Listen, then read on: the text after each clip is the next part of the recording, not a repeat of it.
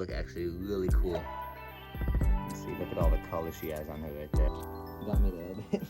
Doesn't hurt, just shocks you. It's kind of fun to watch sometimes. You see there's battling the big claw. Hi, welcome back to Breeze Aquatics, and today I got some new fish for my tank, so let's get right into looking at those fish. Alright, so first I'm going to update you guys on the 75. All the fish are doing really good, and the aerators and everything are doing great. You can see all the fish are very active. We'll also be feeding the fish in this video after we get all the fish acclimated. But you can see, look at all the colors. Like, this guy's gotten a lot darker and so a lot like brighter colors in general. And it's like all these fish over here too, just all a lot nicer colors. But anyways, the fish we got are 4 fiddler crabs. So here's one, it's probably the smallest one. It is a male. We got a male fiddler crab right there. We got a long-nosed Farewella catfish, which I had one of these in the past. It did pass away, but it's just like a really cool catfish. He will be going in the 25 over there, which I'll also update you guys on once we put him in for acclimating. Here's another one of the fiddler crabs. I think it's the only female we got, so pretty small. Got another fiddler crab right here. This is another male. He's a little bit bigger, still not huge, about normal size.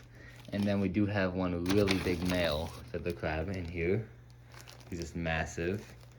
So he'll be fun to watch in the tank.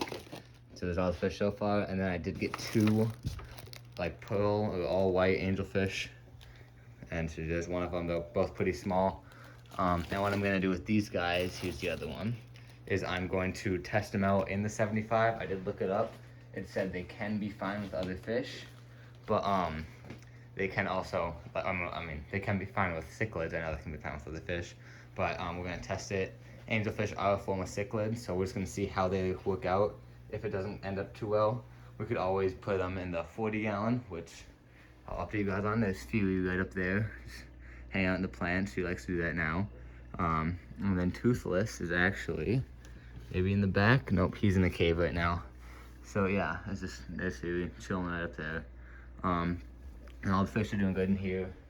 And in the 25, I could also put an angelfish if it doesn't work out, which is also doing really good. We got one of our new white snails down there. And our beta was just out. I don't know where he went right now. But yeah, let's get acclimating all these guys. So let's get a catfish right here. Open up the top to the sink. Pop him in. There he is acclimating. Side view, you can't really see him. You can kind of see him right there, but he should help get algae off this side and everything. There's one of the Hillstream lotions we got a while ago. Now let's put the angelfish acclimating into the 75 here. So let's go do that. Here's one of them, and here is the other one.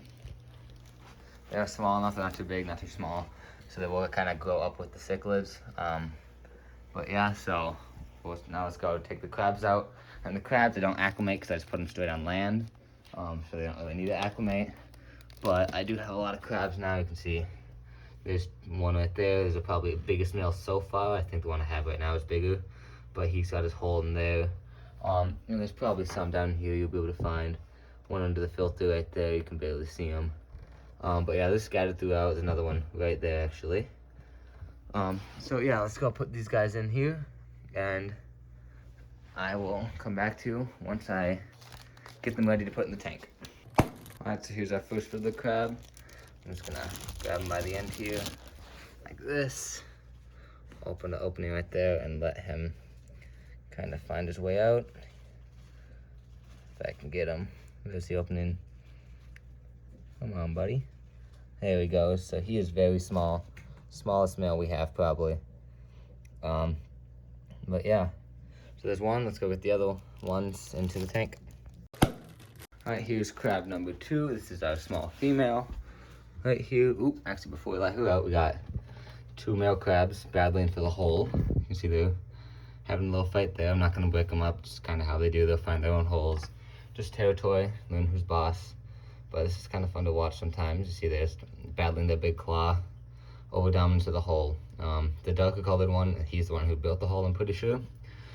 See, he's backing off. So there was that fight. But let's get this guy out right here. There he goes. She goes, actually. She's a really dark pattern right now. And whenever I go to my pet store, they're always in like freshwater and they don't have that much open like land space. So that's why I always like to buy them, just because I like giving them land space, and the crabs are cool when you have more of them and you can watch interactions like the one we just saw with these two right here that are still kind of brawling it out, but he looks like he won. All right, here's our third crab. Let's get ready to let him out. Just watch here. He's just gonna push down. There he goes. So this is our second biggest one, our male. And I don't know if I've ever told you this, males are the crabs with the one big claw and one small claw. Females are the ones with two small claws, as in our new one right there. All right, here's our biggest fiddler crab and the last fiddler crab going in the tank. He's just massive. So he will be fun to see climb around. He's very antsy to get out of the bag. There is just a massive fiddler crab. Let's go above here. He's just giant, almost as big as that shell right there. And a lot of color too. And he is just going crazy right now. All right, so here I have all the food that's prepped. Well, for the XLs and the 25. I have blood worms for the 25 for the pufferfish that are in there. And I have the worms for the XLs right here. Looks like Toothless did come out, and there is Fury right up there. So let's get to feeding them right now. So I'll grab the big one for Toothless because he's bigger, obviously. And then open it up. Drop the worm in right in front of his face. And he will come and grab it.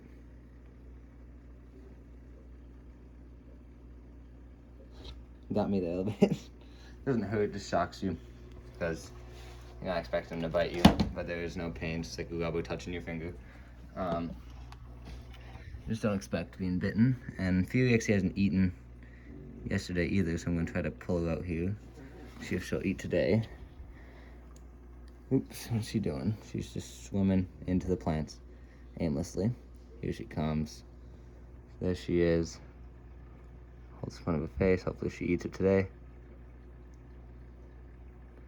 She's kind of been being rebellious on food lately. Yeah, just doesn't even want it. I don't know what she's trying to do. But she just lets the food go, doesn't care. But I don't know if she's just not liking it or what, but normally for her now, I just drop it back somewhere and she finds it, so I'll just put it like wherever she's at, roughly, it's like right below her. She'll find it. If she ends up not eating for super long, I'm just gonna like put blood worms in there.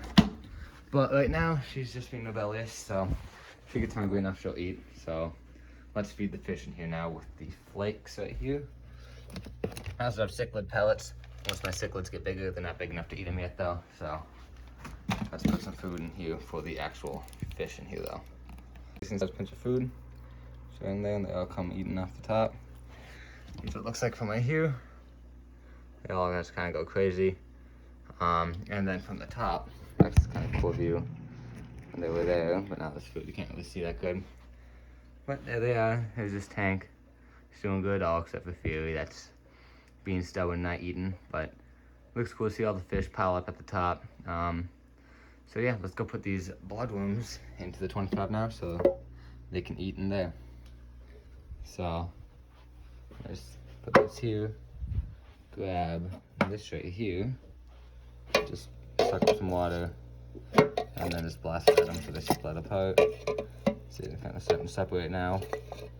Once you do that, it's fully separated, kind of hitting it, mixing it up. And then we should be good to feed them. Alright, so for the 25, I'm going to start by putting flakes in first because they do eat flakes too. I just put the blood ones in for the dwarf puffers that are in here, which there's one actually right there. And the flakes just to distract all the other fish so they don't steal all the blood worms by the time the dwarf puffers can get there. You can see our golden wonder killifish. He's in the back there. I never really noticed the colors on these whitefish, how they have like the yellow and stuff on them. This hasn't been coming to mind recently, but onion tetras are all really bright as well. A plant, we have one growing under the filter, which is really cool. You can see the roots hanging down there. Beta might come out doing this. She should, or he normally does, but now I'm gonna put this in there. So hold this up. Just floods this and dump it out. And there goes all of our bloodworms. So all the fish, you can see there's our pufferfish already just going crazy on the bloodworms right there. Another fish got one right there. Here's our beta right down here, actually. She's got a bloodworm right there. That was cool. And see, look at all the color she has on her right there. And we have a little corridor with one in his mouth. And there's our pufferfish, tearing it up. There's the other pufferfish. And here's our killifish. He is waiting to find a good chunk of food to strike at. Let's see when he strikes here. Should be eventually, I think. Normally he goes crazy on the bloodworms. There he goes, just a little bit. But let's go feed the crabs, the 55, and then these guys. I didn't feed the crabs beforehand because there's no point because they scavenge on their own time. So I wouldn't really have done anything. But there's a guy with his hole right there. I'm just gonna, these guys are, oh, hi there. He's trying to escape. He's a really good climber apparently, so I should probably move these plants if I don't want him getting out. Because I've never seen one of my crabs do that. So I'm gonna have to trim up these plants now, I guess. Unless he gets not able to get anywhere from there, but this plant at least will have to be trimmed up. Because I don't want to risk him getting anywhere from there. But I guess I'll have to watch him, I guess. So that's kind of neat. He's a climber. There's some food right there. And then I'll just sprinkle some food into there too. But yeah, that is interesting. Everyone always says that fiddler crabs are escape artists and climbers. I've never had a problem with it. But he can't really go anywhere from here, especially if I trim up this plant. He can't really reach anything right now. So if he comes too far this way, the plant's gonna fall. I really just want to know how he got up there in the first place though, because I'm surprised that did not fall right there if you tap it. But yeah, I'm gonna go trim up this plant real quick. So let's go, come here. Grab some scissors. And the crabs will just eat the plant or just let it lay there. I'm just gonna cut this stuff right here so he cannot climb out of the tank, because that would be bad. So all the low stuff's fine, but anything that gets high is not good. So there's now the highest point he can be. I mean, it'd be cool to see him up there all the time, but don't want him escaping. But that does look actually really cool. So yeah, let's go feed the 55. So let's go do that. So he's 55, everything's doing good. All the angelfish, all the glass catfish are there. There's a pleco, there's a dwarf gourami. Pleco's actually been out a lot more recently, so that's really cool. He's just really big and bulky. But yeah, let's feed these guys. So there they go. Another one on this side. Push that in there. And here these go. Here these guys go, my bad. But yeah, this tank's also really fun to watch just because it's a lot of fish to feed in here. So you get a lot of action, and then I'm gonna put a pleco wafer in here. I'm gonna open up the bag, but there's that one snail in this tank too. I forgot what they're called. But yeah, we got all the fish right in this corner. And we have the pleco wafer.